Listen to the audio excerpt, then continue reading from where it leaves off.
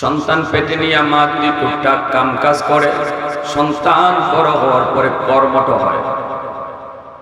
সন্তান পেটে নিয়ে যদি মা বেশি বেশি গান শুনে, সন্তান বড় হইয়া গান প্রিয় হয়, গায়ক হয়। সন্তান পেটে নিয়ে মা যদি বেশি বেশি কোরআন তেলাওয়াত করে, এই সন্তান অল্প দিনে হাফেজে কোরআন হয়। সন্তান পেটে নিয়ে মা যদি পর্দায় থাকে, সন্তানের ব্রেন ভালো হয়। সন্তান পেটে নিয়ে যদি মা বেপরদায় চলে, এই সন্তানের ব্রেন ঢিলা হয়, সন্তান প্রতিবন্ধী হয়, সন্তান ব্রেন ঢিলা হয়। যদি সন্তান পেটে নিয়ে মা বেপরদায় চলে আর যদি পর্দার ভিতরে চলে, তাহলে সন্তানের ব্রেন ভালো হয়। ভাইরা বন্ধুরা জন্য বলছিলাম, মা এই মাকে সন্তানরা বেশি টাইম পায়, এজন্য মার বেশি দিনদারিটা বেশি প্রয়োজন। যদি সন্তান তুমি দিনদার চাও, আল্লাহওয়ালা সন্তান চাও, তাহলে বাবাও দিনদার হওয়া লাগবে, মাও দিনদার হওয়া লাগবে। তবে বাবার চেয়ে মার দিনদারিটা বেশি লাগবে, ঠিক কিনা? জোরে করে। এজন্য তো আল্লাহ নবী কইছে, ফাজফার বিজাতিদ দ্বীন। মেয়েটা সন্তান কেমন তুমি চাও, ভালো চাও না খারাপ চাও? সন্তান তুমি আল্লাহওয়ালা চাও নাকি ওই পাপিষ্ট চাও? সন্তানের ব্রেন ভালো চাও নাকি ব্রেন ঢিলা চাও? এর সিদ্ধান্ত তোমার বিয়ার আগেই নিতে হবে। যে বউটা আনবা, এই বউটা দেখো পর্দানিসীন কিনা, খালি বংশ দেখে না, খালি সুন্দর দেখে না, খালি সম্পদ দেখে না, আগে দেখো দিনদারি আছে কিনা। যদি মেয়েটার মধ্যে দিনদারি থাকে, তাহলে এটারই প্রাধান্য দাও। কারণ এখানেই শেষ না, বিয়েটাতেই শেষ না। তোমার এই স্ত্রীর কাছ থেকে, তোমার এই বিবাহ বন্ধনের দ্বারা পরবর্তী একটা জেনারেশন আসতেছে, যাদের জন্যই তুমি মূলত বিয়ে করেছো, আওলাদের জন্য। অতএব এই আওলাদ তোমার নাম উজালা করবে নাকি তোমার নাম ডুবাবে, এই সিদ্ধান্ত নিতে হবে বিয়ার আগেই, ঠিক কিনা? যেটা বলে এটা বিয়ার আগেই নিতে হবে। খালি সুন্দর দেখিয়া বিয়া না, আর বংশ ভালো দেখিয়া বিয়া না, আর পয়সা দেখিয়ে বিয়া না, দিনদারি দেখতে হবে। এজন্য আমার ভাইরা বন্ধুরা একটু খেয়াল রাখেন। আমরা তো নাম শুনেছি বড় পীর আব্দুল কাদের জিলানী রাহমাতুল্লাহ আলাইহি, ঠিক না? হ্যাঁ, বড় পীর আব্দুল কাদের জিলানী রাহমাতুল্লাহ আলাইহি আমরা অনেকেই এটা জানি। জন্মের সাথে সাথেই 18 পারা কোরআনের হাফেজ ছিলেন।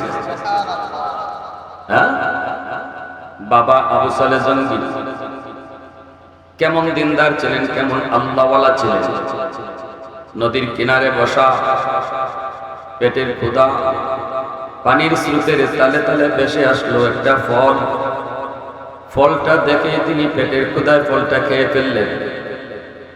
কিন্তু খাওয়ার পর তার হুঁশ ফিরল, হায় আমি কার গাছের ফল খাইলাম, আমি তো তার অনুমতি নেই নাই, আমি তো তার পারমিশন নেই নাই। অন্যজনের গাছের ফল অনুমতি চাওয়া, অনুমতি ছাড়া খাওয়া নিষেধ, হারাম নাজায়েজ। আমি আপনি আম গাছের তলে আম পাই, মনে করি আম পাইছি, এটা আমি মালিক, এটা না। আম গাছের তলে পাকা আম পাইলেই মালিক হয় না, বরং গাছের নিচে আম পাইলেও গাছওয়ালাই এই ফলের মালিক থাকে।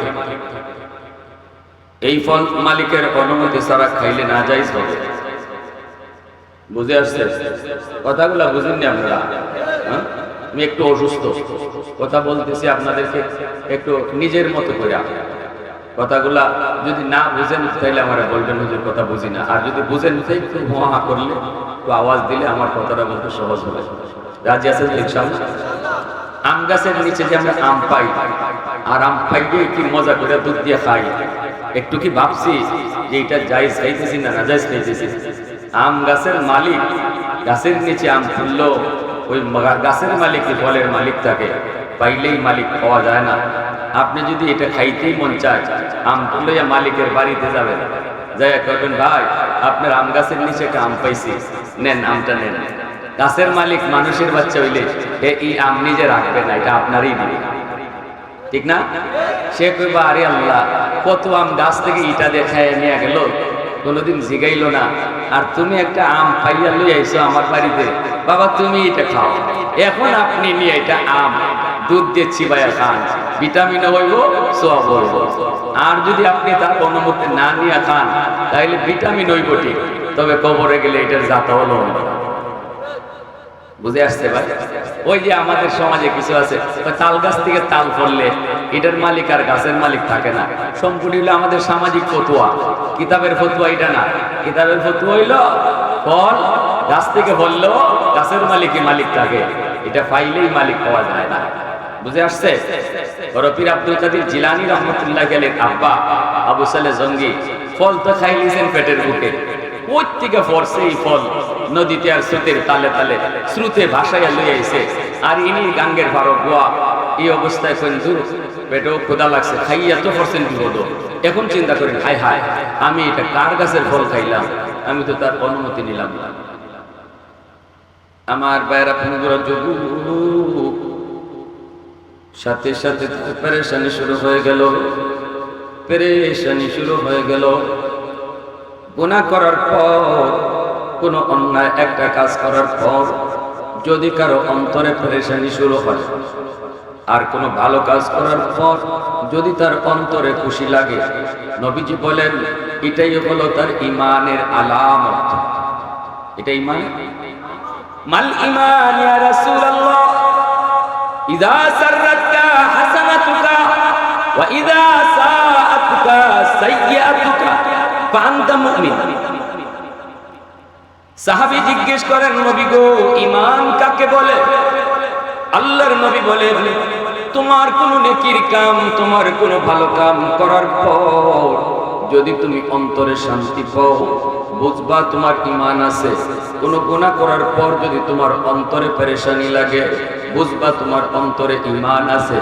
আর যদি গুনাহ করার পর বিন্দু পরিমাণ তোমার পেরেশানি না হয়, বরং গুনাহ করার পরও তুমি হাসো, গুনাহ করার পরও তুমি মজা পাও, আল্লাহর নবী বলেন ঈমানের স্কেল দিয়ে মেপে যায় তোমার ঈমান নাই, ঈমান নাই, ঈমান নাই। অতএব মনে রাখবা, গুনাহ হয়ে যেতে পারে, গুনাহ হওয়াটা অস্বাভাবিক না, কিন্তু গুনাহ করার পর একদম স্বাভাবিক থাকা, এটা হলো চরম খারাপ। গুনাহ করার পর অস্থিরতা না আসা, গুনাহ করার পর ভয় না লাগা, এটা আল্লাহ নবী কয় খতরনাক, বড় খতরনাক, বড় বিপদ। এই বিষয়, এই ধরনের আলামত যার মধ্যে আছে তার ঈমান নাই, ঈমানের নূর নাই। অতএব মনে রাখবা যুবক, ফজরের নামাজটা যদি তোমার কাজা হয়ে যায়, ফজরের নামাজটা যদি কাজা হয়ে যায়, ঘুম থেকে ওঠার পর যদি তুমি পেরেশানি লাগে, সাথে সাথে যদি তুমি কাজা করে নাও, যদি তুমি নামাজটা আদায় করে নাও, তাহলে আল্লাহ তোমার উপর খুশি হয়। আর এটা আলামত এখনো তোমার অন্তরে ঈমান আছে। ফজর কাজা হলো, ঘুমায় রইছো, ঘুম থেকে ওঠার পর বিন্দু পরিমাণ তোমার পেরেশানি নাই, পেরেশানি নাই, ভয় নাই, স্বাভাবিকভাবেই তুমি তোমার কাজকর্মে চলে গেছো। এই আলামতটা কিন্তু ভালো না, এই লক্ষণটা কিন্তু ভালো না। বোঝা গেল তার ঈমান নাই, ঈমান নাই। এজন্য আব্দুল কাদের জিলানী রহমাতুল্লাহ আলাইহি আব্বা আবু সালেহ জঙ্গি পেরেশান হয়ে গেলেন। আমি তো এই ফলের মালিকের কাছ থেকে মাপ নেওয়া দরকার, আমি তো এই ফলের মালিক না, এই ফলের মালিক তো হলো গাছের মালিক। সোজা তিনি চলতে লাগলেন, স্রোতের উল্টা দিকে চলতে লাগলেন। গাছটা তো অবশ্যই স্রোতের উল্টা হবে, যেহেতু স্রোতের তালে তালে ফলটা বেশি আসলো। চলতে চলতে তিনি পেয়ে গেলেন নদীর কিনারায় একটা বাগান, এই ফল গাছেরই বাগান। বুঝে গেলেন এই বাগান থেকে এই ফলটা পানিতে পড়ছে, ওই পানি তার বাসায় বাসায় ফলটা নিয়ে গেছে। আব্দুল কাদের জিলানীর আব্বা আবু সালেহ জঙ্গি চলে গেলেন মালিকের কাছে, যায় সালাম দিয়া বলেন, চাচা আমি একটা ভুল করে ফেলেছি। ভুল? কিসের ভুল? করে আপনার গাছের ফল খেয়ে ফেলেছি। কেমনে খাইছো? অমুক গ্রামে আমার বাড়ি। তিনি বলেন, এটা তো বহুদূর। আপনার গাছের ফলটা হয়তো পানিতে পড়ছে, পানি বাসায় বাসায় ওই পর্যন্ত নিয়ে গেছে। আমি তো নদী কিনারায় বসেছিলাম,